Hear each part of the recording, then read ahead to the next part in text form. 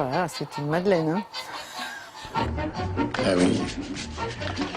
Vous êtes des enfants d'assassins, c'est comme ça. Une occasion comme une autre de reprendre contact. Vous ressemblez tous à vos mères, c'est amusant. Vous avez l'air de 4 navets, hein.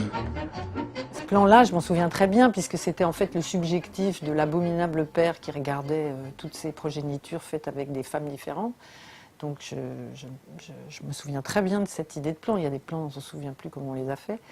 Et il y avait François Cluzet, qui est quelqu'un que je connais depuis qu'on est tout petit et que j'adore. Et voilà, voilà, je lui avais écrit le rôle. Voilà, Nathalie, je l'ai rencontrée par hasard. Anémone, j'avais écrit le rôle pour elle.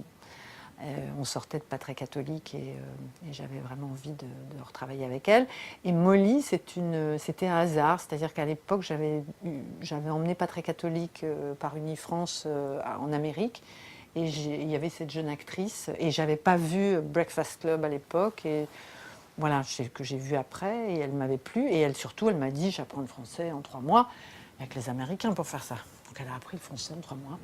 Le trio des filles, elles étaient aussi différentes les unes des autres. C'est ça qui était amusant, c'est-à-dire et comme actrice et comme personne dans la vie. Donc ça renforçait l'idée d'un désassortiment, donc de ces enfants qui sont faits les uns après les autres par un type inconséquent, brutal et non aimant. Et voilà, et en même temps, il y avait... voilà, ils ont quand même fait un espèce de quatuor. Ils étaient tous un peu de mauvais poil. Enfin, l'idée, c'était que... Voilà, ils en avaient tous un peu plein la patate, quoi. Donc, et ça, c'était assez drôle de travailler là-dessus. Je trouve ça pas si mal finalement. Enfin, quelquefois on a des plaisirs de revenez-y alors que dans la vie courante on avance, on fait d'autres films et tout ça. J'ai un bon souvenir de... C'était un film assez, comment dire, assez personnel au fond. Voilà, et j'ai un souvenir le quatuor m'avait beaucoup plu, quoi. Voilà. Et puis c'est là où j'ai rencontré Nathalie, que je connaissais mais peu, et où j'ai trouvé qu'elle était absolument formidable en comédie. Et c'est à la suite de ça que je me suis dit, il faut que je lui écrive un rôle. Voilà, parce que j'ai découvert qu'elle était folle furieuse, quoi, en fait. C'est ça qui était bien, alors que je ne croyais pas du tout. Ça peut-être posé que... Voilà. Je vais vous dire, en fait, c'était...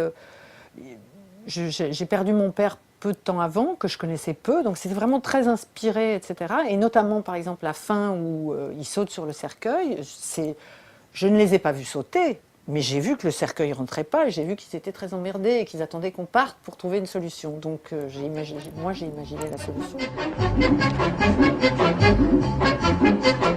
La construction du récit, c'était de se dire, voilà, des gens qui, au fond, sont d'une même famille, ont soi-disant du même sang, sont soi-disant des frères et sœurs, ou plus ou moins, et qui n'ont jamais été élevés ensemble, et qui se retrouvent fracassés en étant d'univers et de milieux extrêmement différents. Comment ça marche, quoi? Est-ce que finalement on arrive à dégager une fratrie? Est-ce que ça ne veut rien dire? Et je crois que les deux idées étaient possibles, et que donc il y avait une scène où finalement François Cluzet tombait très très amoureux de Molly Ringwald, et elle lui disait, mais on est frères et sœurs, on peut pas. Et il disait, mais ça veut dire quoi? Il y a 5 jours, on se connaissait pas, donc voilà, la vie est belle, aimons-nous.